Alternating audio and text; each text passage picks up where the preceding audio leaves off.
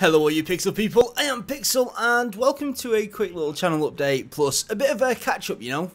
Me talking to you, trying to get some things out in the open. So yeah, basically, I'm sure you guys, if you are the kind of guys that watch a lot of the videos, have noticed that I've been a little bit absent recently. And I don't mean like I haven't just been uploading videos, I mean videos haven't been as regular as I would like. But I mean just in general, you're seeing less of my face, there's less diversity on the channel and all that kind of unfortunate jazz.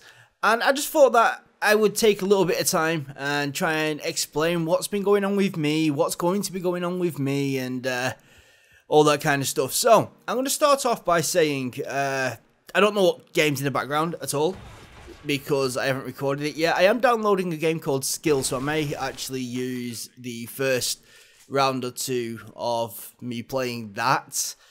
But yeah, okay, so I'm going to start off. I'm going to try and not be too depressing, but a lot of you guys already know that in October my brother passed away.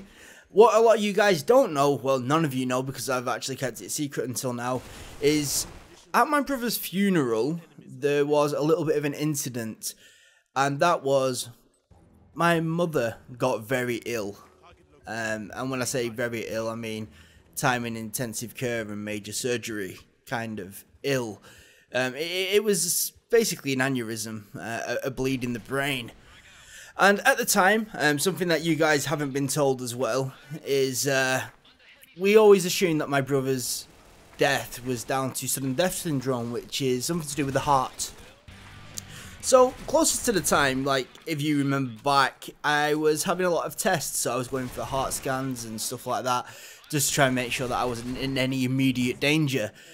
Well, what happened was, around 6 months later, we finally got the coroner's report, which was a major surprise, and it turned out that my brother also passed away due to a bleed in the brain. Now, this is something which is extremely, extremely rare. Like, it just doesn't happen, and that's why you will not find charities supporting people that die from bleeds in the brain. It's super, super duper rare, especially in young people. However, due to the fact that literally 2 weeks later during the funeral, my mother had a bleed in the brain as well, there's been quite a bit of concern for my health and the family's health, and lots of doctors and hospital visits and looking into my current health and how things are going and all that kind of stuff. And today I've just been to the doctors and I've had a phone call with the doctors, and we all suffered from migraines, which are severe headaches. And I'm not just talking about a really bad headache, I'm talking about you collapse, you lose your vision, you vomit. And these are all symptoms of a bleed in the brain as well. So there's been a bit of a concern. I have had some scans which have come back clean, luckily, which means that that is not a major concern right now, providing that it's not anything which is like a spontaneous bleed. As long as it's aneurysm based, which my mum had an aneurysm, then we'll be okay. Well, I'll be okay, at least.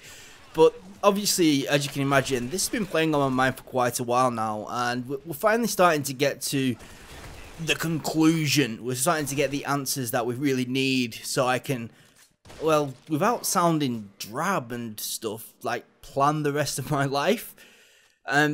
Because, I'll be honest with you, if I'm going to die from a bleed in the brain, I'm going to die from a bleed in the brain. That does not concern me. It would be quick, and it'd be relatively painless. I wouldn't know what's happening. So that's not my fear. My fear is the people that I leave behind. But not only that, a bigger concern is if this is something super rare, which ended up being hereditary, passed down from mother to sons, and then it would pass down in my bloodstream, in my genetics. And my concern, this sounds stupid, I know, but it's not my health, and to be honest, it's not even my children's health. It's just knowing how this kind of stuff multiplies through generation after generation. And I would hate to feel that 500 years in the future, 100,000 people a year were dying through bleeds in the brain due to my genetics having been spread so wide through generation to generation through generation. So it's been something which has been playing on my mind a little bit. And so that is one of the reasons why, not that I haven't had time to make videos, because I have, and I've wanted to make videos, just I've felt really distracted in myself, to be honest, which is I believe understandable, and I hope that you guys understand that as well. There are a couple of other reasons why I've not been making videos alongside that, which are more positive, and one of them is that I'm currently playing a game now called Extraction. Now, this game is heavily NDA'd, and I cannot actually tell you anything about the game. I don't even know if I was supposed to tell you that I'm actually in the closed beta, but this is a game that I am really enjoying, and because it is under NDA, I can't upload anything about it, but I've been playing it an awful lot. I've been trying to get involved in the development, and yeah, I'm really excited for when the NDA lifts. I'm going to put out a lot of content. I honestly believe it's going to be one of the best games of the year, whichever year it's released, but I've been working very in depth on that, and even casting a few of the competitive matches, which again was for closed beta people only, and unfortunately I can't get you into that. If you do want to register for Extraction, I will leave a link in the description. Do try and register for a key, because I promise you guys you will not be disappointed. But that is one of the reasons why there's also been a lack of videos. And the final reason, well, I say final reason, it's not really a real reason, but I'm a little bit skint, guys. I haven't got very much money on me, to be honest, so I can't afford to buy all these new games. A lot of channels today have been putting up Wolfenstein and Transistor. I just can't afford them. I can literally afford one game, which I've actually saved for, and that's going to be Watch Dogs. So when Watch Dogs comes out, I'll hopefully cover a little bit of that, maybe a little bit of the multiplayer. I'm not certain yet, it's only a week away, but that's kept me away from new games, and it's one of the reasons why Fistful of Frags is up, because it's free. It is completely free.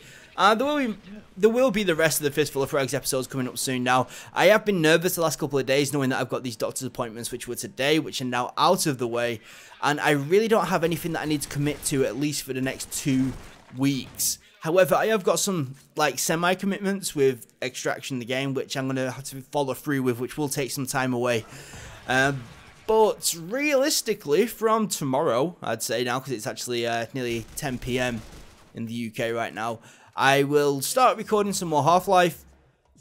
I just want to point out now, like, to all you guys that have been watching the Half-Life series, I'm getting an awful lot of messages and an awful lot of comments telling me to turn on the high-quality textures and the high-quality models. I have tried to mention this in some videos, but it just doesn't seem to be getting through to some people.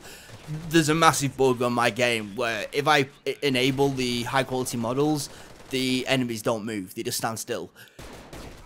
Don't know what it is. It could be something to do with Windows 8 or anything like that. Not certain, but it's working not too bad right now on the standard stuff, so I'm just going to keep it like that for now, and hopefully we'll make some good progress in the coming weeks.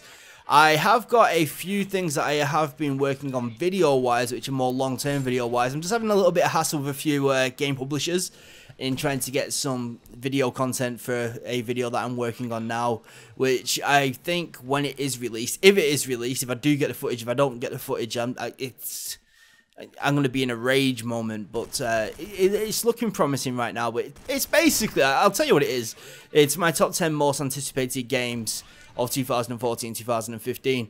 I have been very lucky to be able to get my hands on these games very early, and I have played every single one of them in the list, bar one, but I am very excited to get my hands on it, so it is quite high. But yeah, in general, this is a list that you can probably trust, because I have actually managed to get my hands on it and play it myself, which is something that not everybody always gets to do with these anticipated lists, so I do feel quite proud of myself, and it is also a reason why I didn't release one at the beginning of January like most people do. I thought I'd wait closer towards E3 time, and like I said, I've been working on this for a while, but now I'm actually tempted to wait till E3, which is a few weeks away, before releasing a video, just in case something really does blow me away.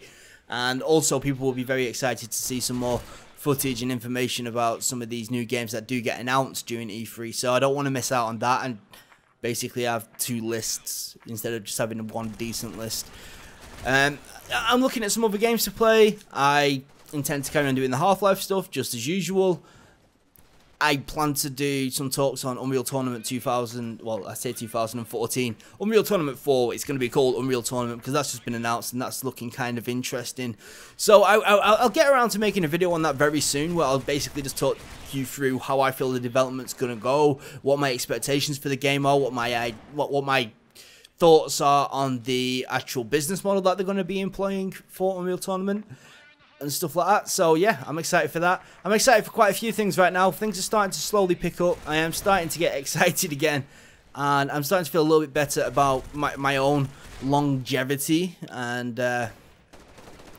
like you say, time's a great healer. I'm starting to be able to move on from the death of my brother and the near death of my mother. So yeah, and I didn't want this to sound too depressing. I'm trying to stay kind of upbeat. I hope that I've achieved that. But yeah, I just want to thank you all for sticking with me, guys. We're nearly at 13,000. Well, I say 13. We're about 12,500 subscribers right now. We are slowly climbing up there. We're doing okay. It's not perfect by any means, but we're slowly getting there. I've got a couple of Portal mods that I want to have a look at quite soon. I should have some money coming in very soon as well for some private work, like contract work and stuff that I've already done for other channels. So when that money starts coming in, I will be able to start purchasing games again, which is important because we're getting to that stage now where a few games are going to start dropping in the next few months, and I need to really try and be on point and actually get hold of those to actually play.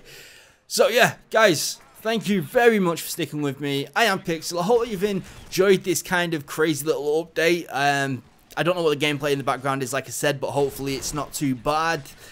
And yeah, like the video if you like the video. If you're new to the channel, hit that subscribe button for some more PC gaming goodness. And as always, I will catch you again very soon. See you later, guys. Bye-bye.